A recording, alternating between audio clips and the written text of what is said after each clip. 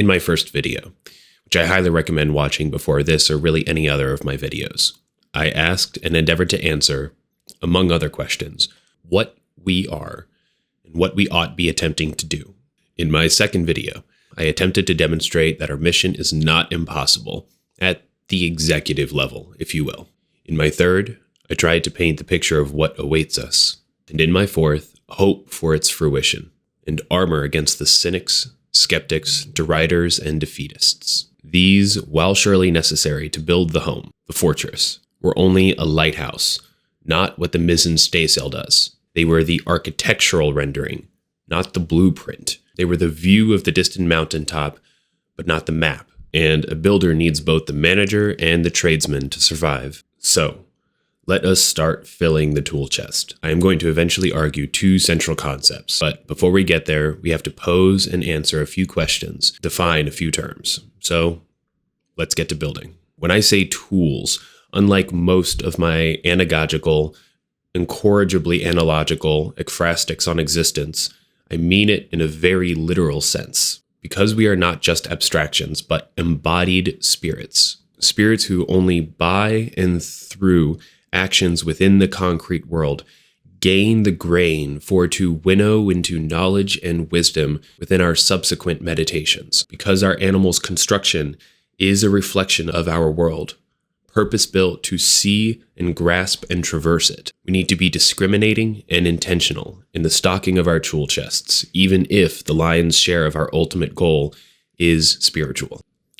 Because the surgeon's going to cut and the trucker's going to truck, because it seems like I am going to endeavor to describe all of existence with more or less about 3 metaphors, let's consider our current mission by spending a little time with the carpenter in his workspace. Well, what cut is he trying to make?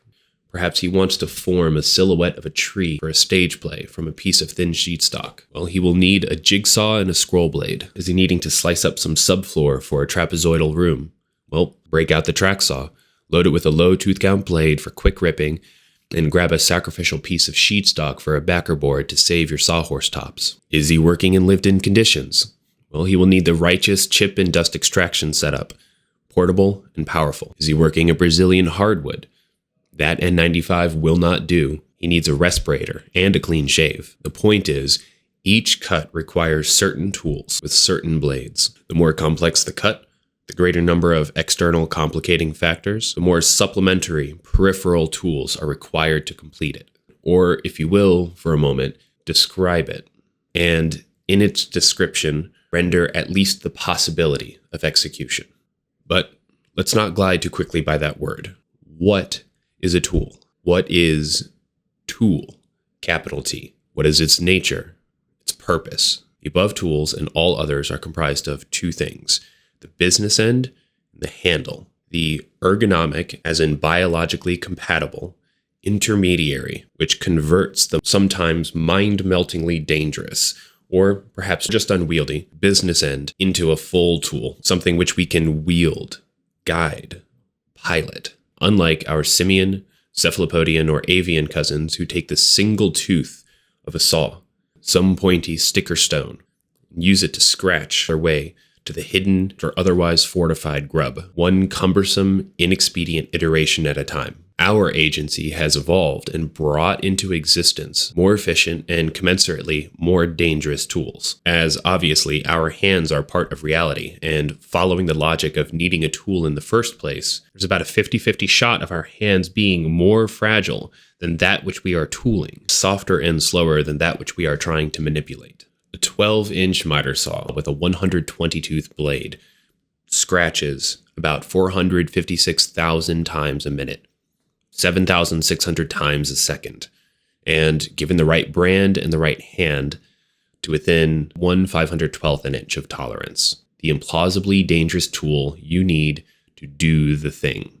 Okay, we've loaded our weapons. Let's commence the hunt, if you haven't already beaten me to the woodline. When humans reach out to the great wilderness, capital W, narrow their eyes against the brilliant, unrelenting assault of the mystery, intrigue, and possibility found there, the handles with which we wrangle and tame and put to work, the nebulous dreams and nightmares, the shifting, shrouded forces and beings are our words, the magic little spells for which reason,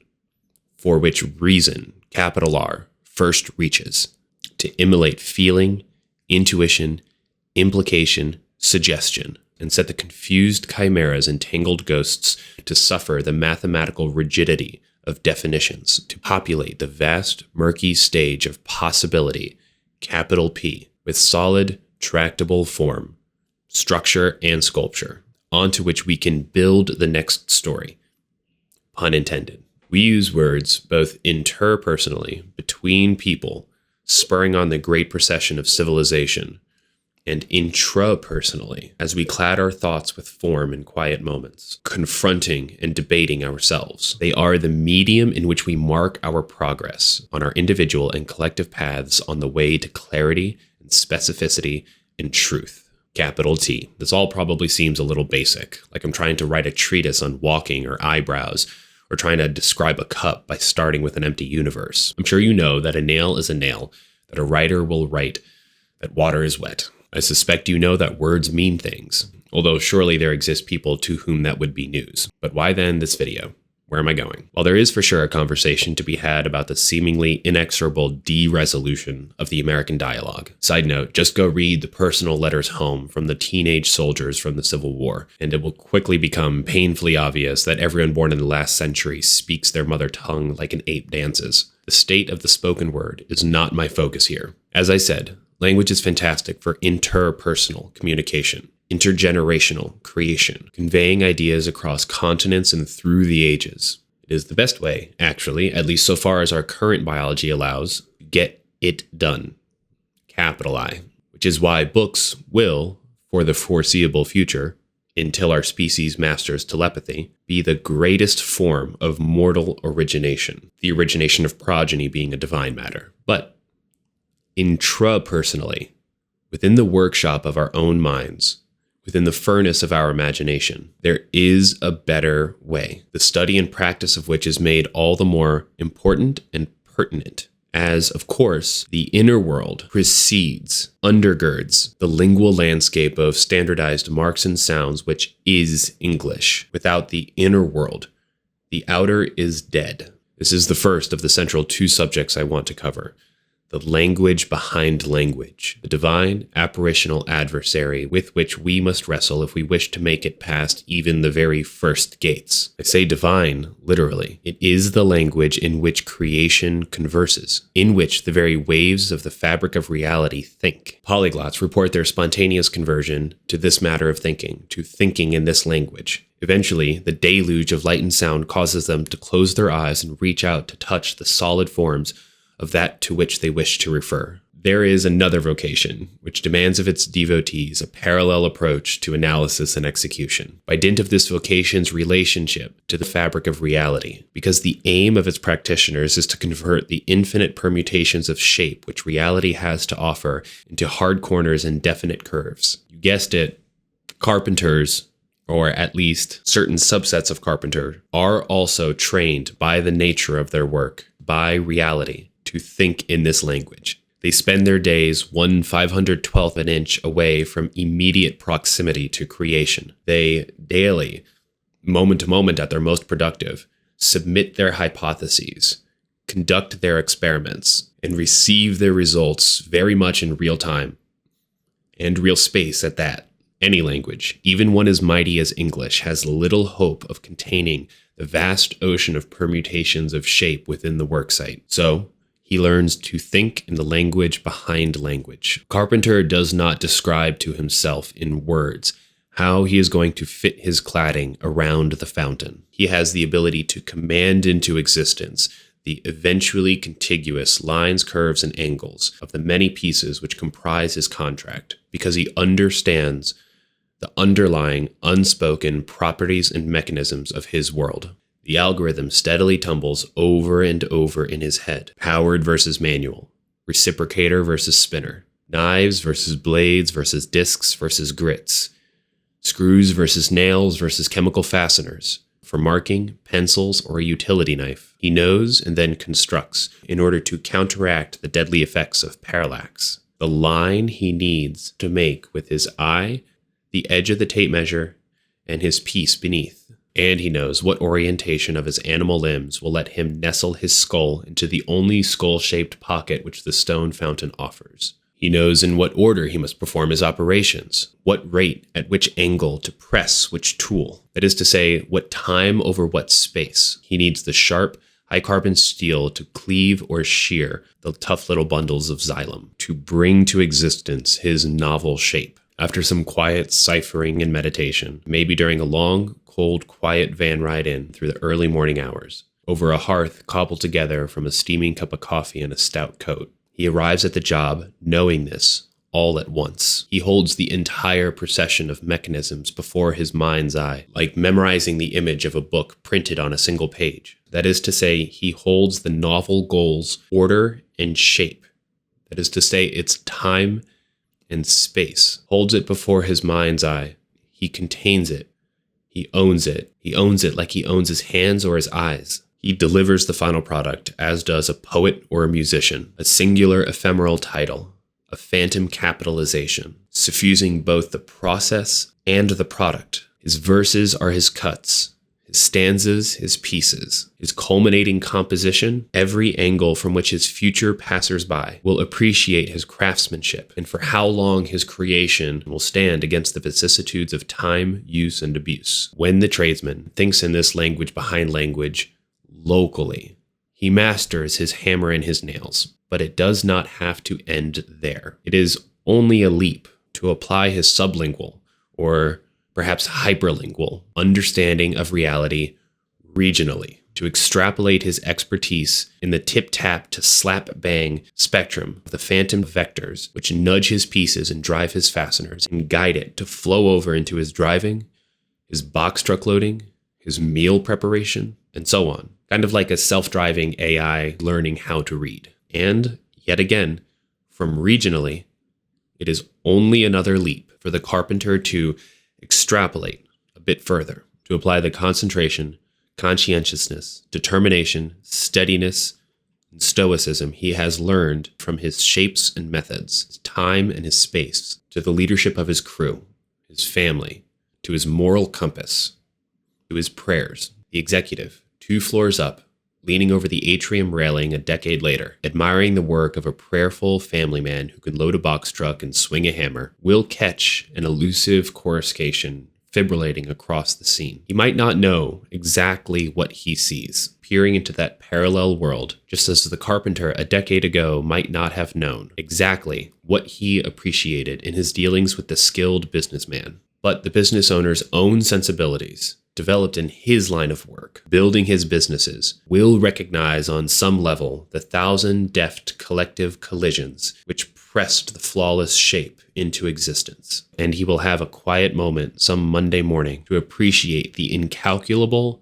ineffable value added to his own creation, accumulating over the years with every new client who walks through his beautiful lobby. Or how about the 3-year-old lolling about the floor while he waits with his dad for his mom to go pick up some coffee and bananas? Perhaps the carpenter's own son, with a curious, outstretched finger, tracing the scribe lines sculpted into the edge of the bird's-eye maple plank, riven from the sugar maple which stood on the bluff north-northwest of the Heron River running through New Hampshire, to fit into the rough-hewn basalt brought from the quarry in 1090, 11 years ago. And he wonders if the fountain and the floor grew there together, dreams about it later that night. Thus we spot the spoor of the second thesis of this video. Let's take a break from boards and blades, take a walk through a field. Let's give it a name.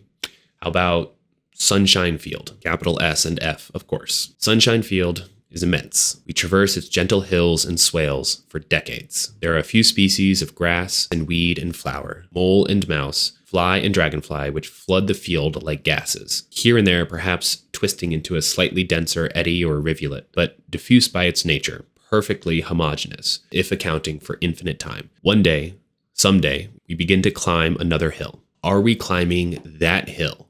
Or are we merely still crossing Sunshine Field? Say we at last begin to tire, perhaps more than physically, perhaps spiritually too, as something new stirs within our souls. And just then, we come across a little buried boulder, much like many of the other weathered boulder faces across which we have walked in bygone years, broad by a few paces in most directions, Roughshod, but still with all its cracks and hard corners weathered soft, vermiculate here and there, and with a gentle coruscation you can catch the right angle of sunlight, just enough of it peeking up from Sunshine Field to make space in the thick scratchy brush for it to lie down for a spell. This is the first time anything but the soles of our boots have felt the earth. We begin to imprint into the land the thin rime of sweat we have earned on our long walk. You absentmindedly grind a pebble into the boulder face while we converse, leaving behind the gentlest little scuffs and scratches. A fragment of rock splinters off, and it becomes the fragment of rock you chipped off during our first brief sojourn in Sunshine Field. We amuse ourselves with a vermiculate structure and a few tufts of moss which resemble a dragonfly at his hunt. And this spot begins to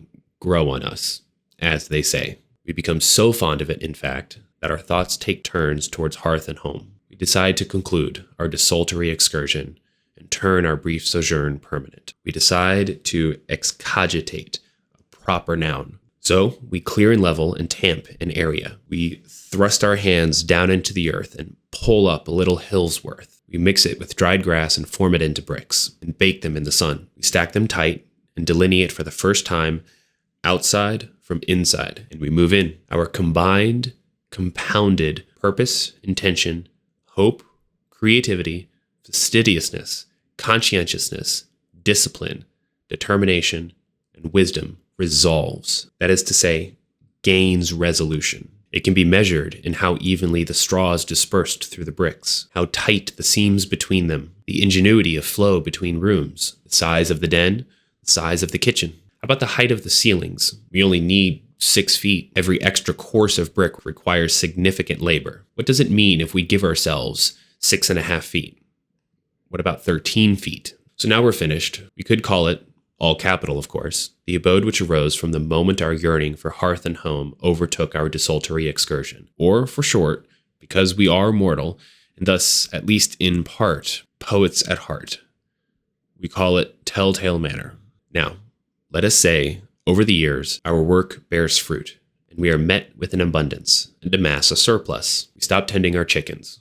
We let our vegetable farm go to seed, so to speak. We let the coyotes and the voles reclaim our once vital efforts. We start ordering our milk and getting it delivered by drone. We wake up late, take not even the evening walks. We seek no more challenges. We let our imaginations whimper and fizzle. We let our souls wither, and we become concerned only with securing our new way of life. We outsource our new mission to a group of people, and we give them the singular directive and associated incentives to turn a profit. They look around for ideas, hungry, and see the vast landscape, which they quickly decide to excavate, mortify, carpet, and pave over.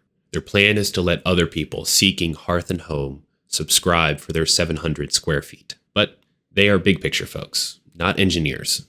So they subcontract the numbers. Now, the engineer knows how to efficiently cram as many domiciles into the land as possible, but they have their own blind spots. They're from out of town. So how can they possibly know the limits of the local soul?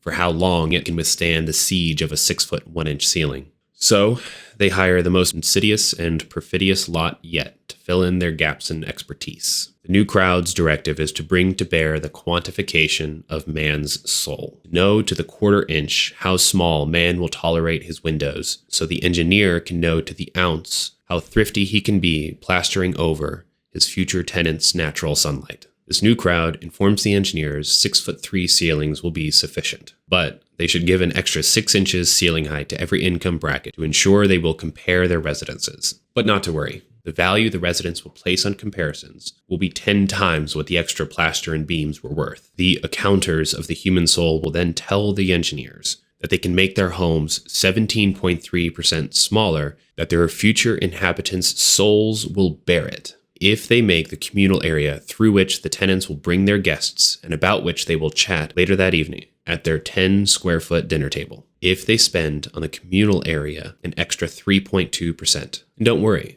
for the introvert who cares more about his Sunday evening meal prepping than what his friends at work will see online about his new place, this subcontractor will circle back around with wagon loads of images of pretty, laughing women enjoying the company of bearded patriarchal cartoons in the token coffee nook, stocked, brimming over with real fake books for no reader ever. Potential renters will see close-ups of that coffee nook blown up all over their pamphlets and on the freestanding sections of fence out front which guard nothing. On the tour, they will encounter a dingy mezzanine, shelves made of fake wood, pictures of wood, printed on plastic millwork, bad translations of Russian greats, books with impressive names and thin pages like the Decameron, books with magnificent leather binding. But by then, he will be seeing it through the pamphlets and weatherized posters and online promotional material, as his guests will, his guests and his family and his friends, which he reasons need not ever be brought on the tour to see it in person. Do you see the scale? Do you see the spectrum which reaches between common nouns and proper nouns? The spectrum is ubiquitous. Every perimeter falls somewhere within it. This generation, has inherited the vestigial mechanisms by which to recognize this distinction, naming individuals, titling works of art, the naming of regions and notable terrain features, the definite article a versus the indefinite article the Christian capitalization of even the pronouns, which refer to their one and only true God. But there is kindled in a few of us the desire and or the know-how to discern one end of the spectrum from the other. These two concepts, the language behind language and the difference between a common noun and a proper noun, are not mere philosophical quibbles. They are inextricably linked catastrophes. The vital skill of discrimination, a skill which has the power to enrich our lives in every metric, originates from within. And we as a species are in danger of losing it, of losing even the desire for discernment. We can see this in our buildings, in our architecture. It is why the modern brutalist seeks to eradicate wood grain and marble veins from our buildings. It is why he fashions chimeras that look like phone screens embedded in concrete. Because with every rift or plane or quarter-sawn plank, because with every slab of marble, the space becomes more complete, more unique, made one step closer to real. It is reified. The space takes a step toward the proper noun. Looking around, one might easily speculate we are being trained out of it, but that is a different video. If we had either desire or ability, we would, for example, as a society, agree to capitalize the word truth, because we would recognize that whenever the word is invoked, unqualified, in which shape it should and can only ever be used, we are referring to the one self-same benchmark against which all statements and actions are evaluated. We would be acknowledging it is unique, complete, and cohesive. So what do we do about it? As far as I can tell, the principal malignant actor in our demise is not the uneducated or the idiot. It is the lazy coward, whose principal fear is being judged. More specifically, it is the coward's limp thrall to the lazy man's aversion to the work required to become the person secure against, comfortable with, judgment. The cowards, taking up their one and only moral cause, assert the non-existence of morality. They will compulsively, endlessly affirm that they themselves judge no one and nothing, an impossible task anyway, which they pursue hopelessly by corrupting their fundamental human nature, by neutering their intellect, by regressing from rational creatures to tangled wads of atavistic feels. But there is hope. You can neither run from nor lie to yourself. That is, act in opposition to nature. Once you learn to speak in the language behind languages, in the primordial language. And what's more, once you stomach that inaugural lurch, it's all free fall after that. The once menacing quiet in the forest will begin to beckon like a new old friend. The naked, ominous immediacy of mountaintops on clear moonless nights will warm beneath your reverie and invite you up. I've often heard the interesting claim, mostly from sci-fi and speculative fiction, and I agree with it, that if our species was ever to develop telepathic abilities, we could no longer lie to each other. What I have never heard, and what is categorically more important, is that we would no longer be able to lie to ourselves. But the good news is we have access to telepathy within our own minds. It is not tautologist to point out that we know our own minds, or at least in theory, are capable of knowing them. We can communicate telepathically with ourselves, by which I simply mean cultivate the inner dialogue, the dialogue between the self we are and the self we could be. Why then, when there is no mechanical impediment, do we still so easily and frequently choose to lie to ourselves? Are we not ashamed? As is the child who knows that his parent knows he is squarely in the middle of a lie? Well, to answer my own question, of course, it is because a great number of us grow up to be man-children or child women. For those humans, the ones who refuse to converse with themselves, are able to hide themselves in any number of ways. You can hide your thoughts, for example, among the shadows of synonyms, which rarely mean the exact same thing, and indeed, usually, have absolutely crucial nuance distinguishing them. You can hide behind the obfuscating effects of semantic overload. Semantic overload, for those who are not tracking, is when one word is over-encumbered by adjacent but decidedly different definitions. To the synonyms, are you afflicted by something, or has something been inflicted upon you? Do you read literature, or do you partake in smut? Are you a rebel warrior because you have let a cynical designer hoodwink you into purchasing a man-child's caricature of combat boots? Or are you a soldier because you love God, your family, and your nation, and want to close with and destroy the enemy in close combat? Speaking of hoodwinking, one of my favorite sets of synonyms, did you lie, confabulate, fabricate, fib, equivocate, effect subterfuge, prevaricate, hoodwink, beguile, or deceive? In the same vein, how about a difference without a distinction? That is to say, a difference in words, in man-made handles, with no mechanical, functional distinction between their shapes. Principal example of this, which will ring as a klaxon call throughout the ages to seekers and defenders of truth, is the comparison between a clump of cells and a human. How about the word just? Perhaps of all the English language, the most cunning exploitation of a word, like a lighthouse of darkness, casting a coward's anemic fortress over whatever follows, over all subsequent assertions, insisting their audience accepts at face value whatever they're about to claim, insisting they investigate no further. Oh, that's just how it is. That's just how I am.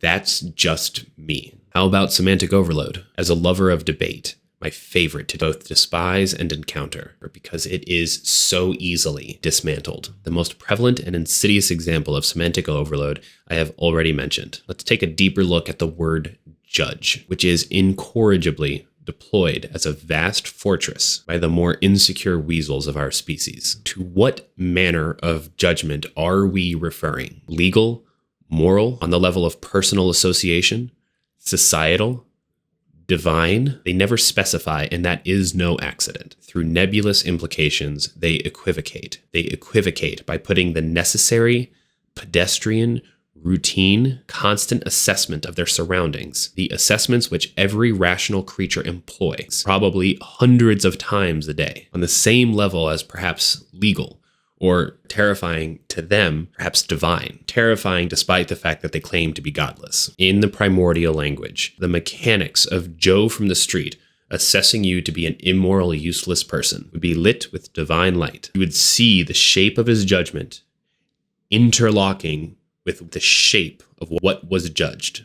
And by tracing the negative of his casting, it's possible to gain some understanding of yourself, which I know is anathema for those humans, because you fear to stomach that inaugural lurch, because you fear that initial nausea. You fear even to grant credence to the very concept of judgment, let alone any validity from your encounter with Joe earlier that day. You fear even implicitly acknowledging that there might be things you ought and ought not do, because you fear and feel the wisdom of repugnance. Credit to Leon Cass there. Because you are human, feel it tapping on your shoulder and whispering to your soul that there is indeed a moral order, and you fear acknowledging the existence of a moral order because of a terrifying suspicion that God is its author. You fear it because you know if he is there, it will not be just some kitchen drawer to reorganize, some front stoop to be swept. You know it will be mountains of deceit you will need to excavate.